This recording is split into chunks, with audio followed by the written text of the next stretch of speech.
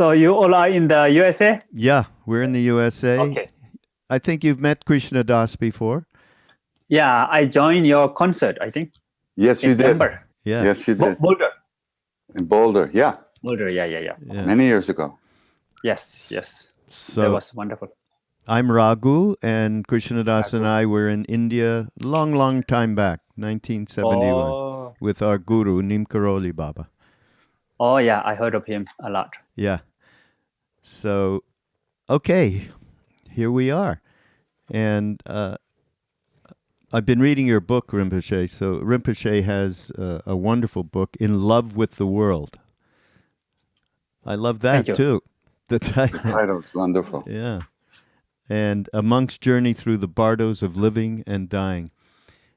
And of course, you did that YouTube video where you described your whole journey. That was just wonderful. So this book is really details out everything that happened on your trip that you took throughout India as a sadhu, and it's pretty amazing. But Rinpoche, maybe we would love to hear about just your growing up with your father.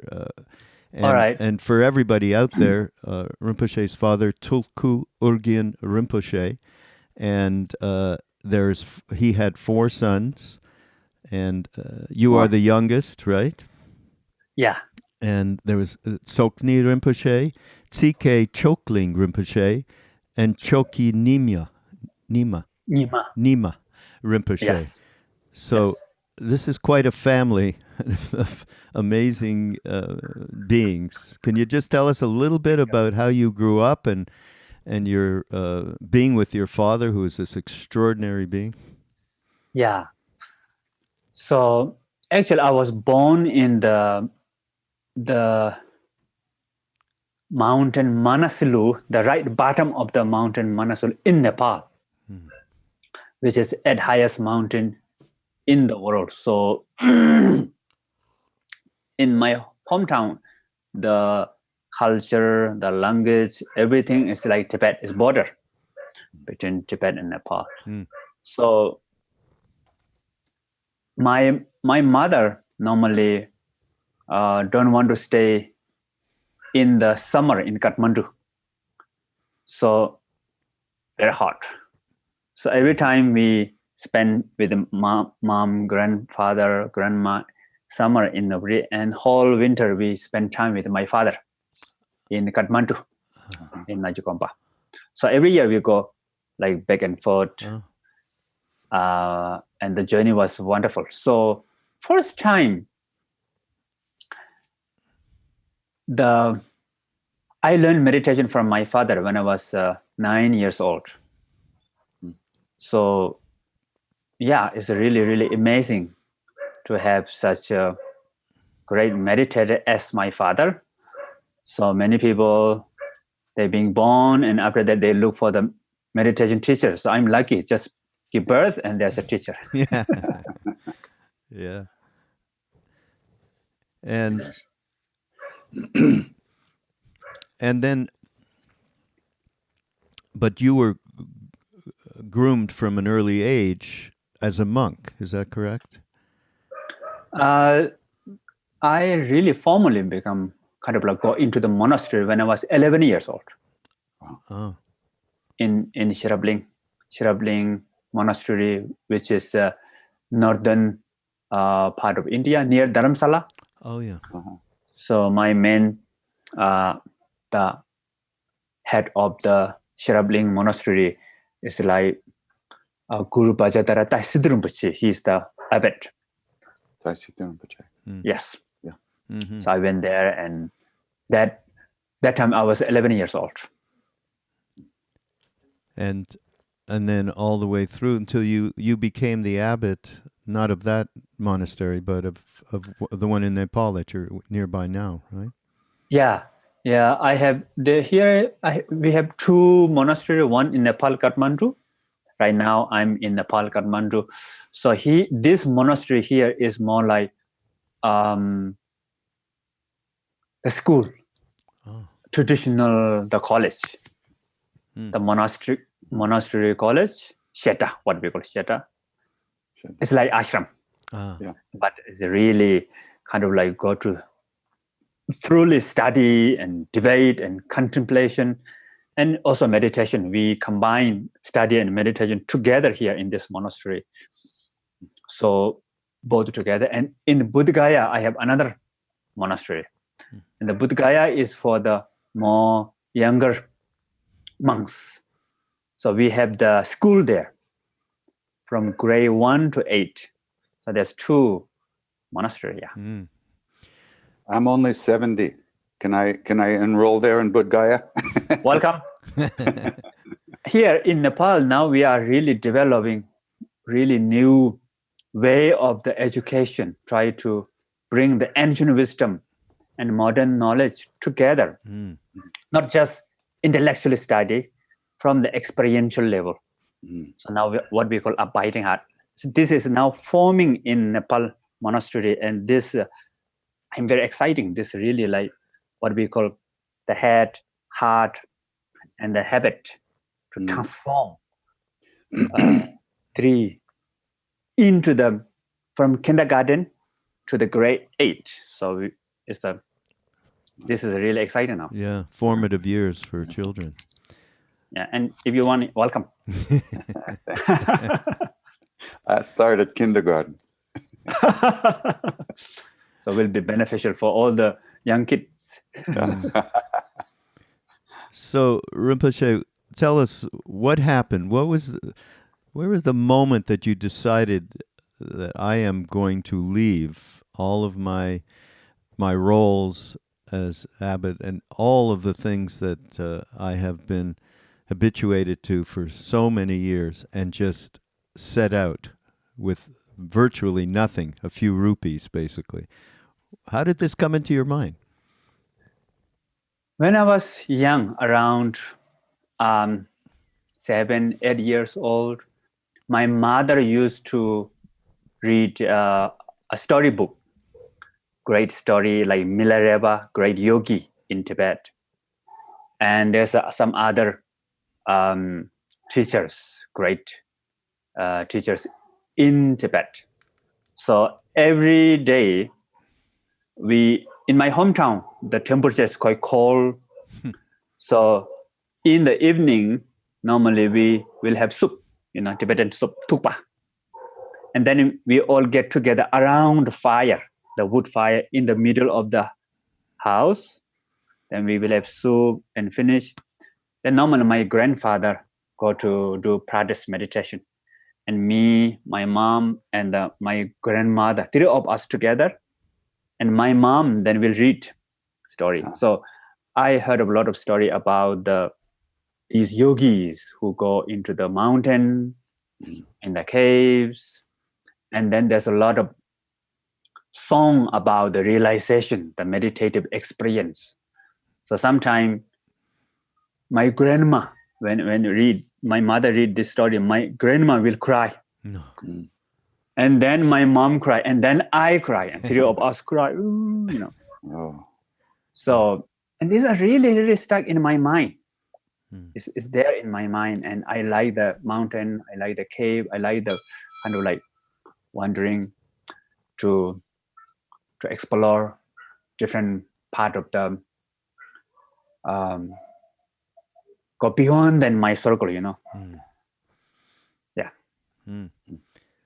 So there you were, and you snuck out of your monastery. I love that story. Yeah. I want to do that, to do like wandering kind of a retreat.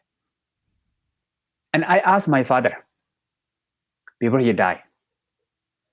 So I explained everything to him, and I thought what he will tell me. I thought maybe he said, "Oh, this is quite dangerous. You have to be careful." Normally he's care about me, but that time he said, "Well, great." Oh. I was a little bit surprised also. Wow. If you want to do, great. Wow. And don't tell the real plan to anybody. He said that. Yeah, other people will. He want to go like that before, but he tell his plan to everybody, and in the end, he cannot go. Oh, really? Oh. Yeah.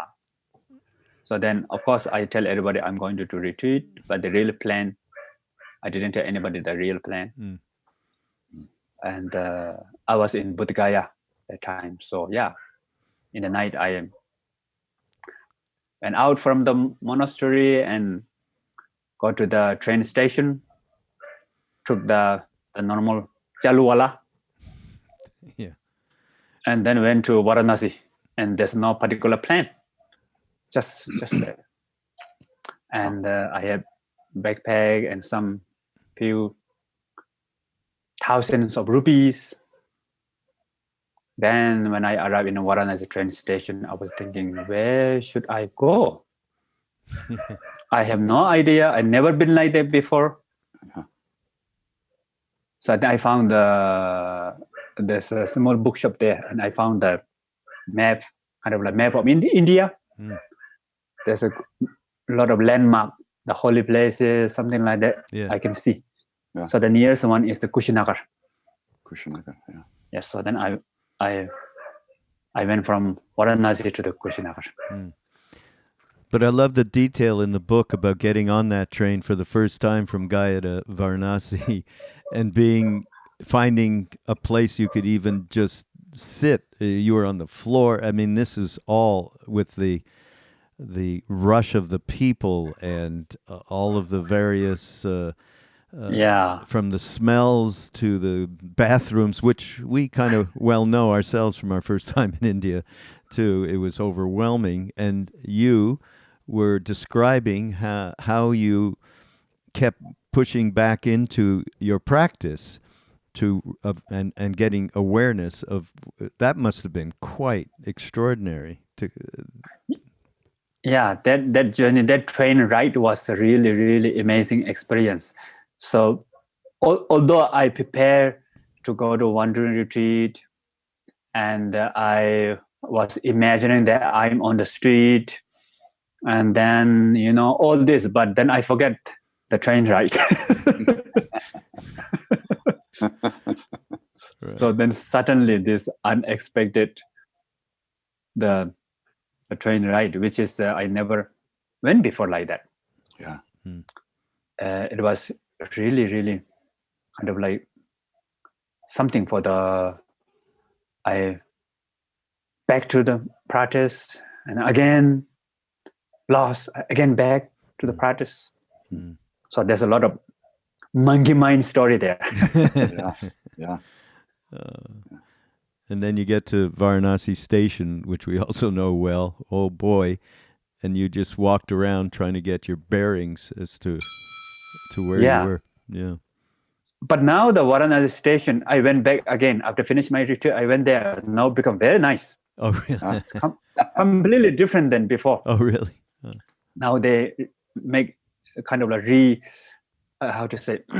the renovate, and then the really. Yeah, before it was the one of the the worst train station in India before. It was, but now it's really nice. That's now if you go there, you feel very happy. That's great. So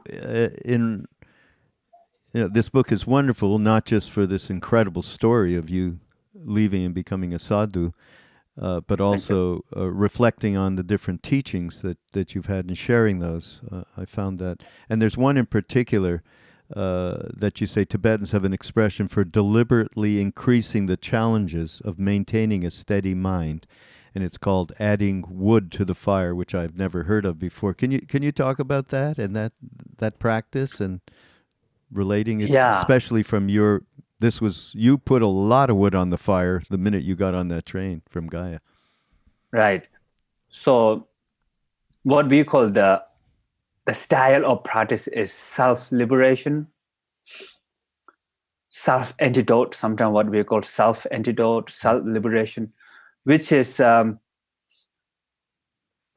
we all have this awareness.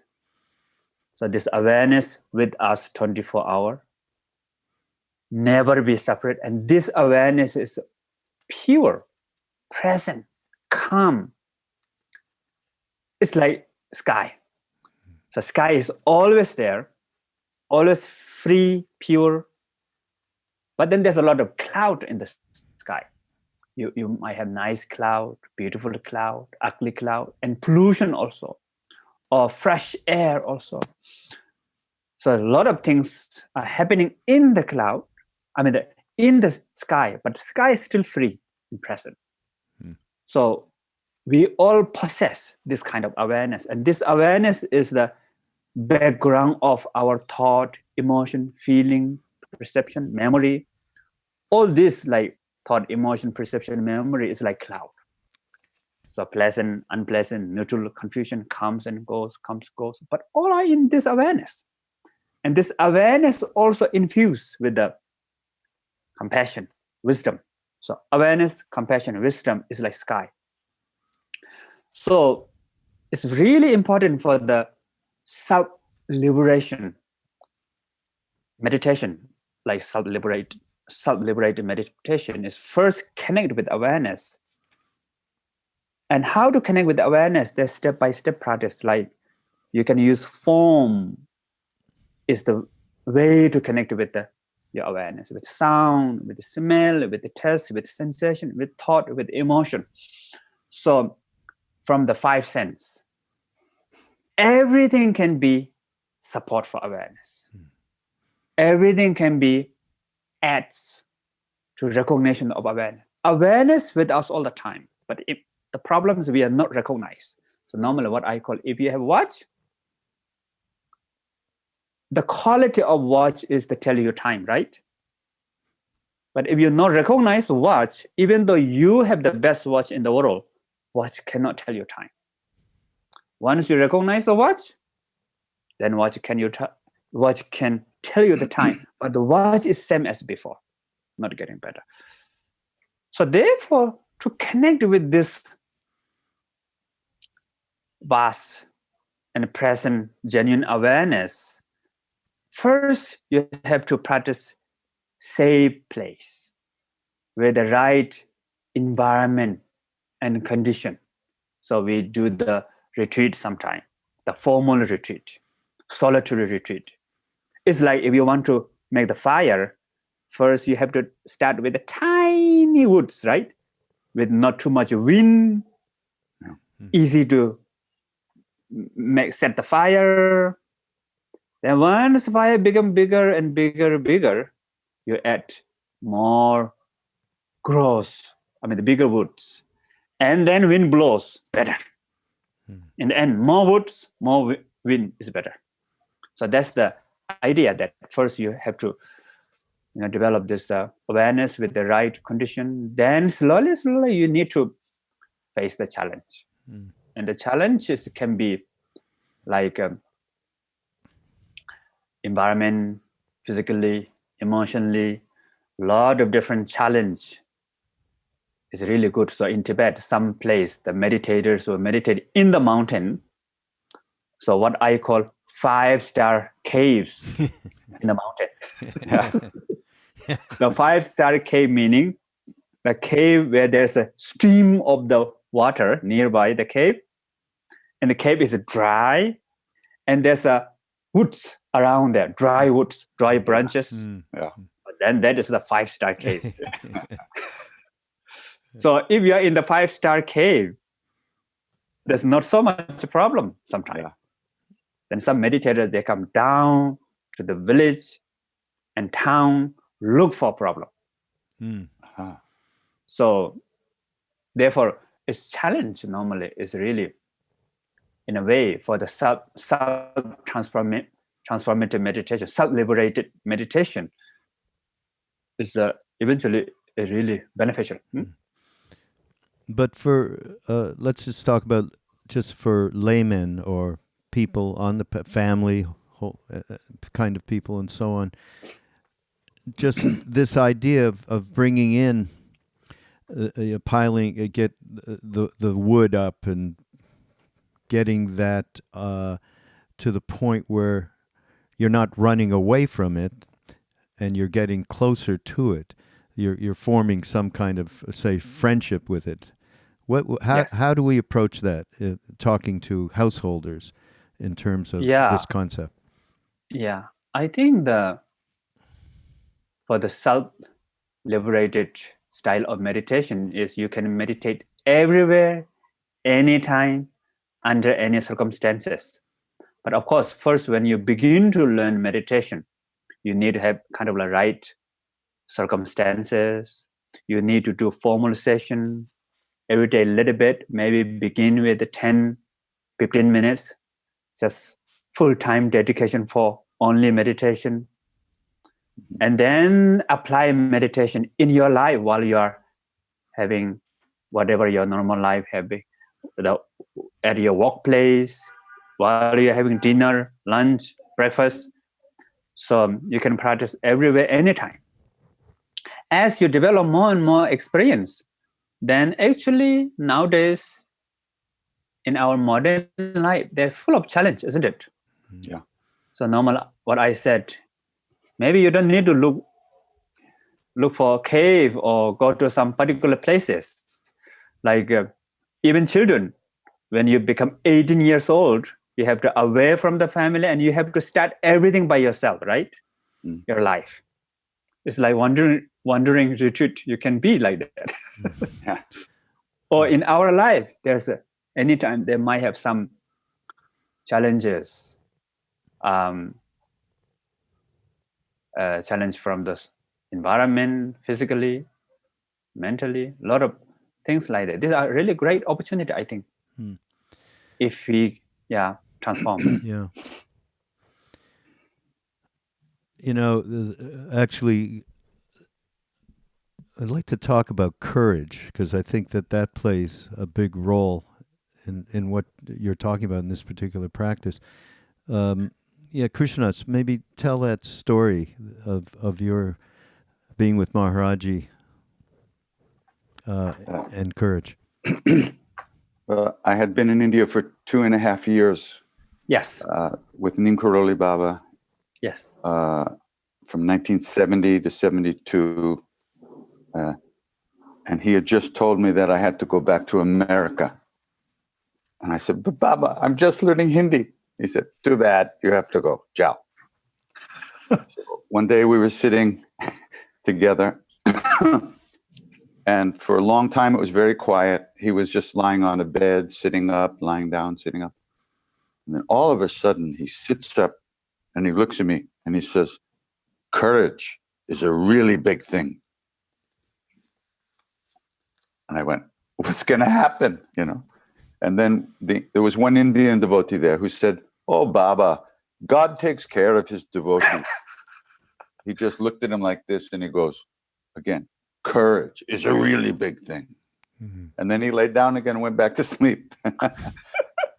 And there were times in my life that all I had was the memory of that moment. That was enough to get me through terrible times. Right. And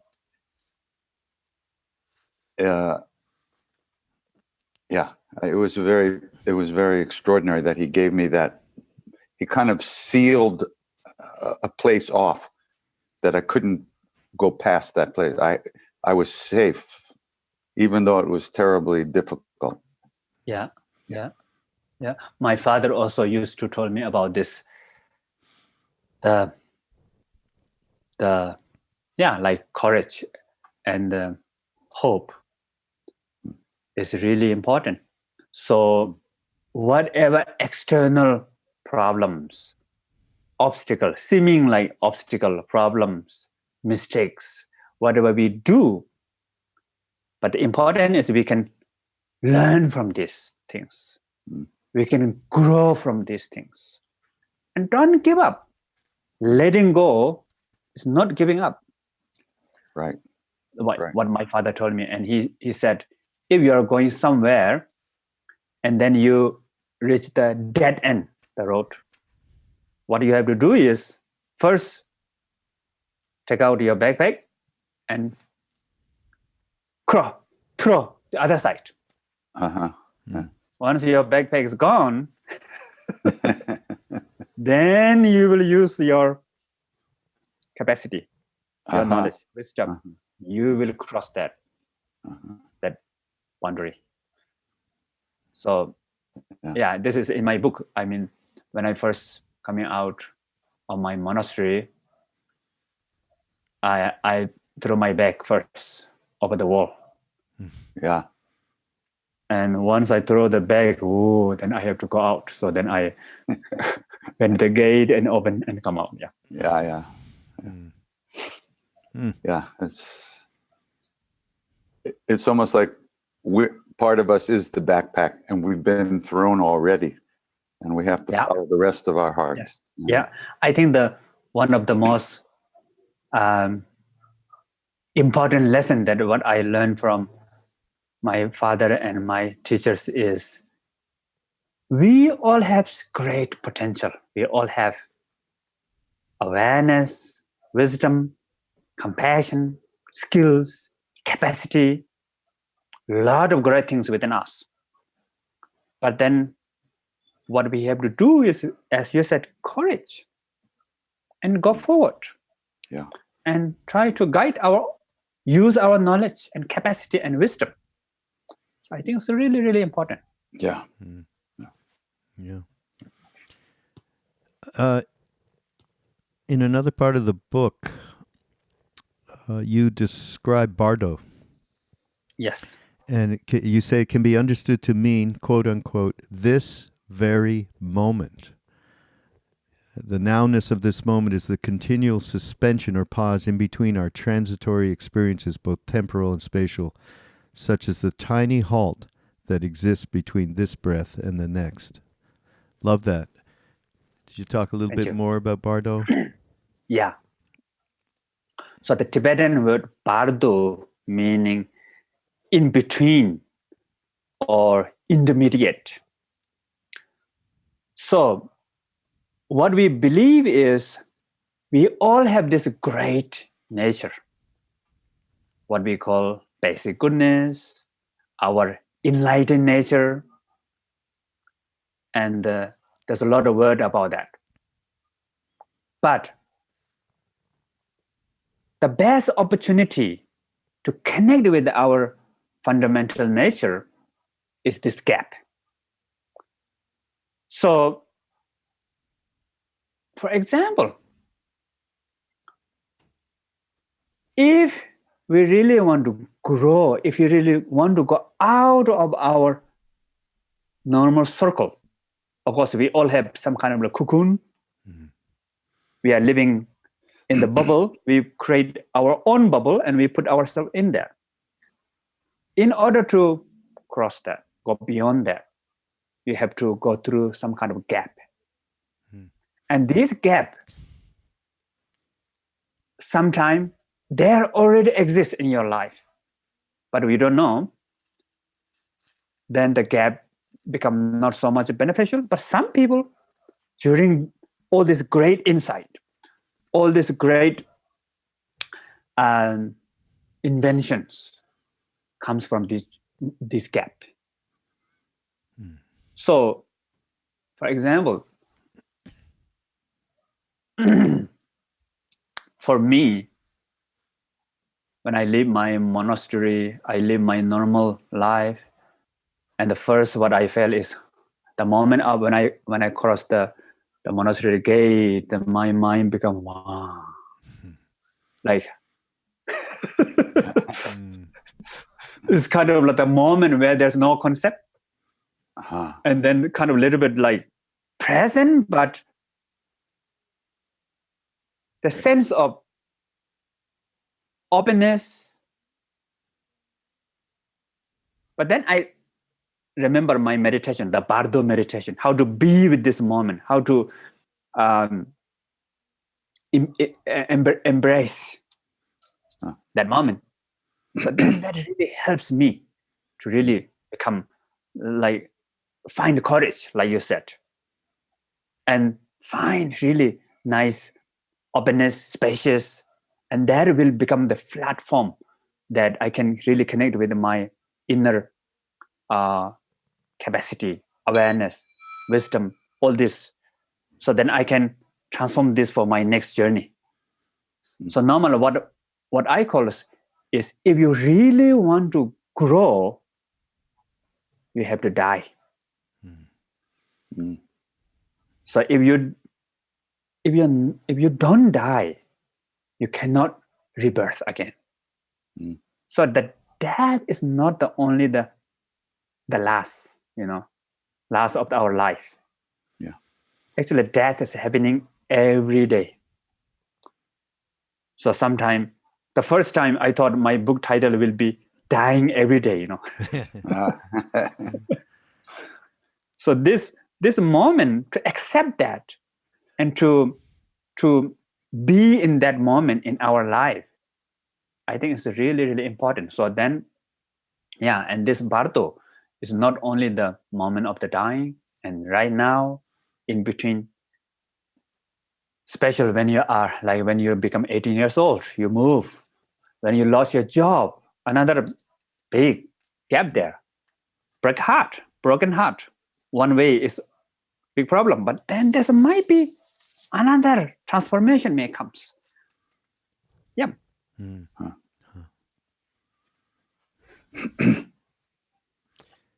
You also I think our listeners would really appreciate, because we're talking a lot about going back to meditative practice. And of course, your father was the most incredible meditation teachers, and he embodied this in such a great way. I only know this, by the way, through that fantastic book, Blazing Splendor. Blazing Splendor, right? Oh, wonderful book. Boy. Thank you. And so you talk about Gom meditation. Right.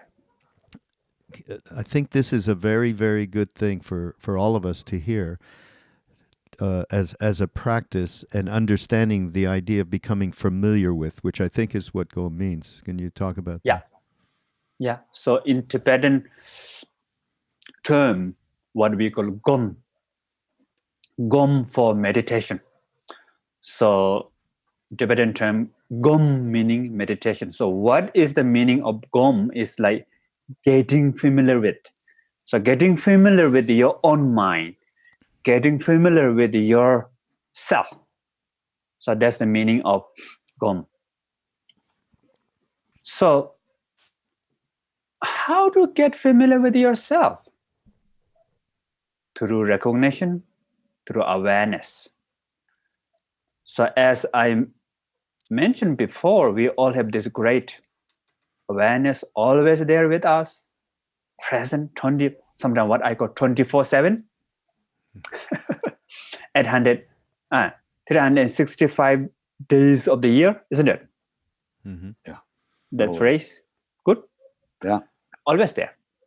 But the problem is we are not recognized. And then we don't know how to connect with that. So how to connect with that awareness, that step-by-step practice? So first we can begin with the breath, breathing meditation. Normally that's very famous meditation. Sound meditation. Can you hear any sound now? Is there any sound? Yeah.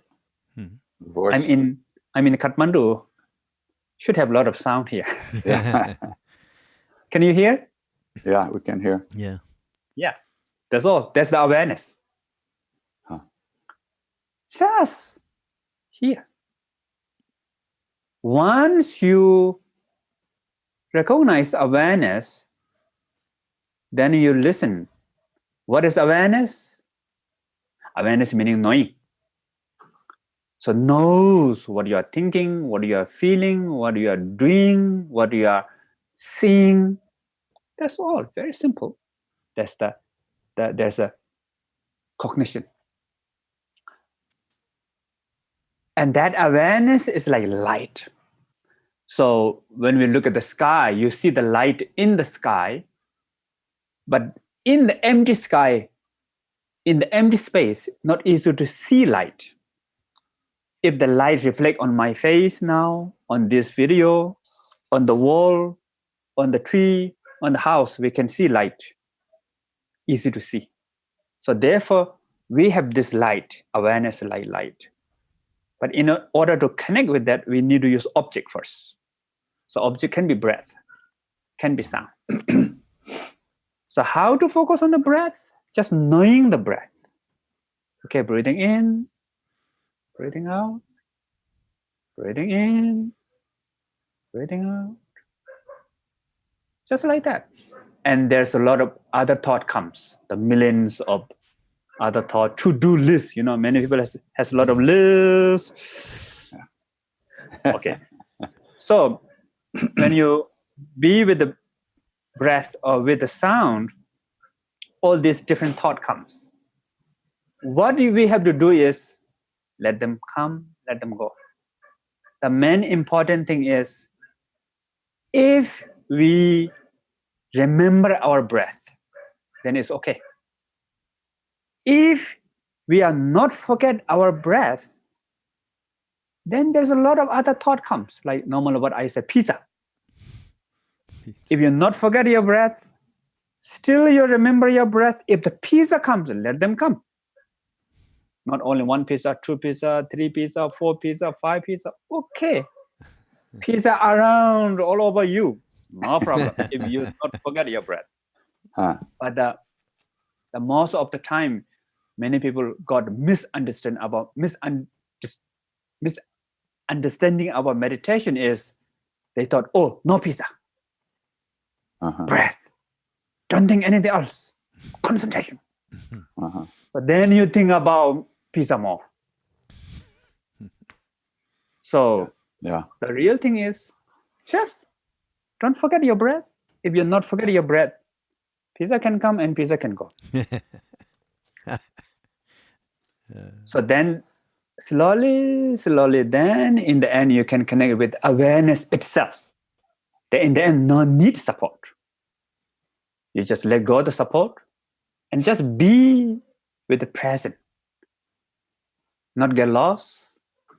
The sense of presence, sense of being, but there's no particular object.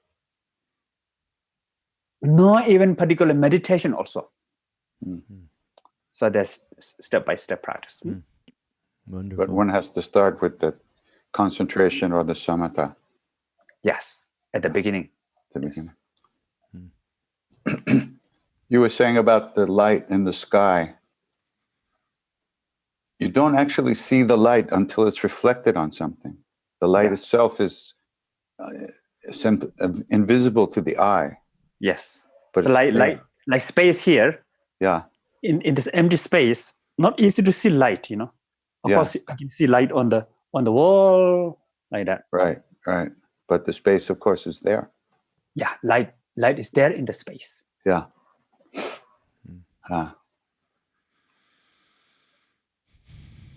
So So this pristine awareness is actually so vivid, so peaceful, so pure, also present, but we are not recognized. Just like watch. If you have watch, if you not recognize your own watch, then watch cannot tell you time. I have same watch, Rinpoche. Wow. This is the best watch in the world. Timex. Awareness watch. Yeah. So one other concept that's very difficult for Westerners is certainly around emptiness, which is so important, which is throughout your book. So I think it would probably help to give your interpretation of emptiness, thinking of us in the West particularly. Right. So how to connect with the space, light in the space itself, or I usually say we have this awareness and awareness like space, but we have a lot of clouds. So normally what we do is we are lost in the cloud. We are one become cloud. So then our life, our emotion, our feeling become like stock market, go up and down and up and down. So now what we need is we have to step back, be with the space itself. So how to be with the space itself? You don't need to get rid of cloud. You don't need to change the cloud. So the emptiness meditation is actually how to be with the space itself without changing the cloud. So there's empty and ness. So what we call tongba ni.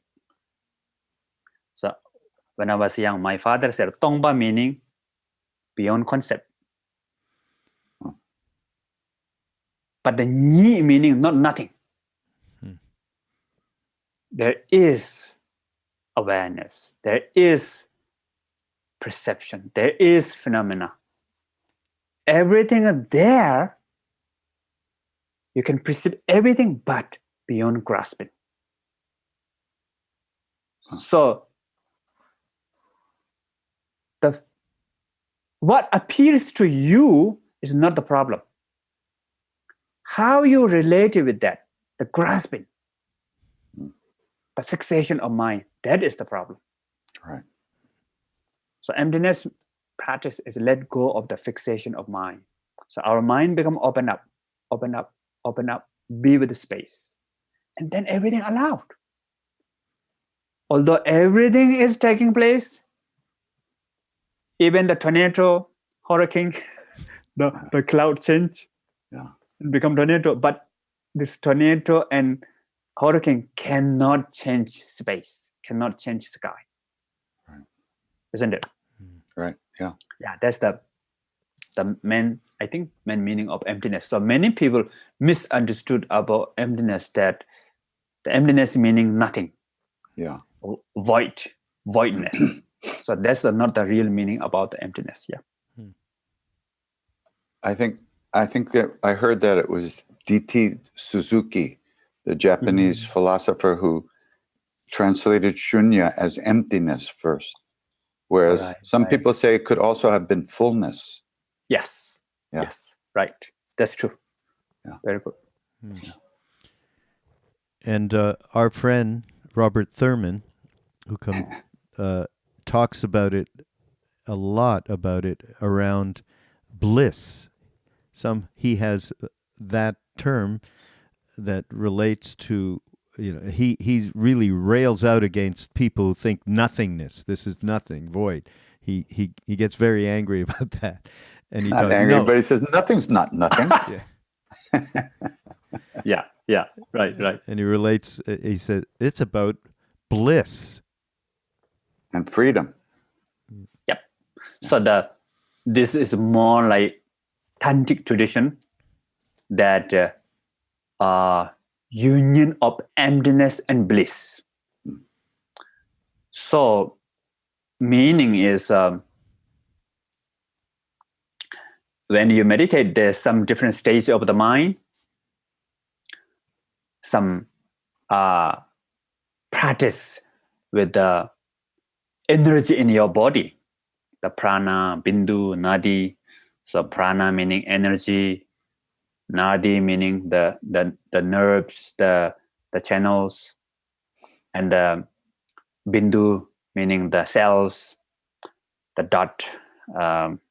So when we practice with that, and then that really kind of somehow our, the energy go into the center channel, and your mind reach the blissful experience, which is beyond concept. Yet, there's example about a child, when the child having sweet. And if you ask child, can you describe? Child cannot really describe it, but can experience it. So the joy beyond word.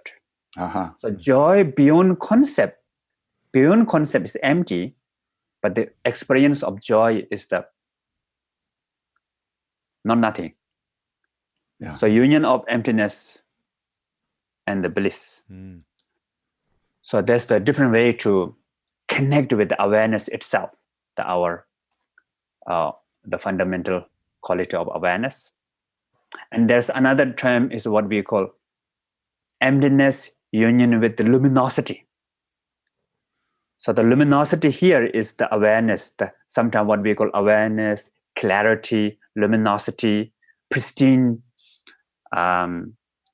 awareness, same meaning. Mm. So the mind beyond concept, yet everything is present. Mm. Some people, they said, oh, you meditate, you if your mind beyond concept, then you become like zombie, right? Yeah. I don't know who am I, and I don't know who you are. That is not the case. So Rinpoche, I remember a sorry. retreat years ago in Minneapolis. I was there, and one student there asked you, Rinpoche, is it Rigpo and this and this and this? And you said, just think, not sleeping. And I went, oh, it was like, wow, yeah. Yes. But not sleeping is different than thinking awake. Awake is a concept, but not sleeping stops your mind. It's just as long as if you are conscious, then you're okay. Yeah. As long as if you are not fainted. Yeah. the sense of being conscious. Yeah. Although you don't know, although you cannot really find what conscious about. Not necessary to find that, but there is what we call self-luminosity, There's always sense of being present continuously. So when you meditate, many people think, oh, peace, look for peace, or openness, or non-conceptual, or all these are experience go up and down. Some days peace, next days you might have waterfall experience, what we call waterfall meaning mind become crazy, look like. But the really important thing is the just sense of being present, connect with that one. And then if your mind become crazy, the crazy is another cloud. And this craziness doesn't stop the awareness. Awareness still free. So you were traveling and you went, I think you first went to Kushinagar. And did you not then start moving towards Himalaya? Yeah. And after the Kushinagar. Yeah. So just tell a little bit of how you started to integrate this new life completely separate from your old life. I mean, you started to integrate being there and you're talking about being present. What was that evolvement of your moving through all of these different experiences, which were completely new, including begging for food, right? Yeah. I mean, you ran out of money at some point. You ran out of rupees. So how did this progress where you started to integrate this completely new world and it related to your training? Yeah, so at the beginning, I have a few thousand rupees. So that I'm buying the train ticket. And then when I reached Kushinagar, I rent a dharamshala, like guest house. And then I prepare to go on the street, preparing. After 3 weeks later, all my money is gone. So now, no choice. I have to be on the street. So then I was on street. No money to buy food. There's one simple restaurant on the street. Then before I'm getting buy food from there. So then I went there. So now all my money is gone. Can you give me any leftover food? So they asked me to come in the evening once they close quite early. So before the restaurant closed, they asked me to come. So I went there and they gave me some leftover food. Then I ate this leftover food. So then I have this diarrhea that night. Maybe food poison or maybe some virus or whatever. Yeah. But that diarrhea continued. Next day, and I become weaker. And I don't want to eat also. There's no, how to say, lost the appetite. There's where I'm staying, there's a pump wheel. What do you call it? Yeah, water pump. Water pump. Yeah. Like hand, and have to do like this. Yeah. And this water come. And when you go there, water already gone. You have to be very fast. Yeah. So then I did, and I drink this water. And this water is quite good. Come from the deep ground. Yeah. Drink a lot of water. Then after a few days later, really become weak. My body. And then one afternoon, I had fear. So now I'm going to die. What should I do? Go back to my monastery? But then just let it be, see. Try to accept. So then I just let it be for a while. Then one day in the morning around 1 a.m. or something, then I begin to lose now the senses. I cannot see slowly, cannot hear. Mm. And I was meditating remain in awareness, dissolving. There's a kind of like what we call the experience of the dissolution of element. That you feel like falling. Wow. All this. But then in the end, the sense of awareness become more and more clear. The conceptual mind dissolves. And my body become paralyzed. Try to move my finger, cannot move. Wow. And you're all alone. Hear. And then my mind is really become peaceful. There's no time, no front, no back, no up, no down.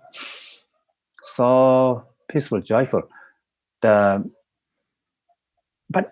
there's joy, but not really like physical sensation joy normally, I know everything was going on, but it's not like normal. What are you thinking? Normal thinking is our minds looking for their thought, go to there and look for, something like that. But now here it's like everything appears like mirror, the lake, and everything reflect in the pristine lake, right? So I was there for a long time, maybe around 6-7 hours, something. Then in the morning, I felt like this is not the time this is not the end. This is not the time for me to die. Something like that kind of feeling. And that feeling becomes stronger. Then I felt my body and begin to move. First hear some sound, and then hear the sound. So then when I back, I feel so happy, so fresh. Before that, I feel like, why I come here? Street is very dirty. There's a lot of dogs around there. Daytime, we are friends. Nighttime, they chase after me, If I want to pee, we can pee on the bush, nearby bush, and they all chase after me. in the night. But then after that, after I back, I feel, wow, there's a tree in front of me. And when I look at the tree looks completely different. Now it's more alive. The leaves are really shining. And so appreciate that being alive. The street become like my home. Wow. But then I feel thirst, want to drink something. I look at the palm water. I stand up, took few steps. Then I become unconscious, I think. Oh. I fainted. So someone took me in the hospital nearby there. So I woke up in the hospital with what do you call it? IV. IV. IB? IV, yeah. Yeah. A big. Yeah. So I stayed there for, I think, one night. Doctor say you should stay a little bit longer, but then I feel very good. I drink a lot of kind of water with the funny taste. Yeah. So then after that, I thought, oh, maybe I should move to the Himalayas. So then I moved from Kushinagar to Ladakh. And someone gave me some money also. Uh-huh. That person took me in the hospital and gave me some money. Oh. Bought another ticket and eventually went to Ladakh. And then baking food. Wow. Wow. You know, in the book you say, there's this one part, suddenly, boom, awareness and emptiness became one, indivisible, just as it always is. But the recognition had never been this complete before. The last shred of cohesion slipped away, and the entire universe opened up and became totally unified with consciousness. Right? So this is, wow. Wow. Beyond wow. Yeah. It's a great experience for me.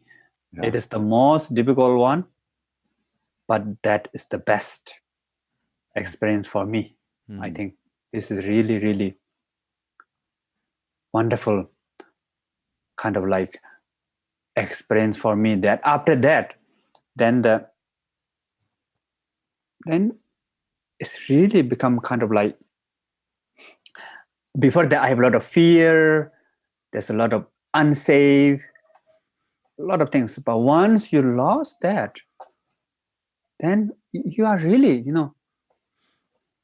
what I call, if you love the world loves you back. So then after that, my journey was really wonderful. And then you wrote a book, In Love with the World. Yeah. Right? This whole experience. Yeah, this is about this experience. Yeah. And you've been doing that and spending time with us here in the West, too. So that's great. I'm hoping, I know Krishnadas has been to several of your teachings and at retreats and so on.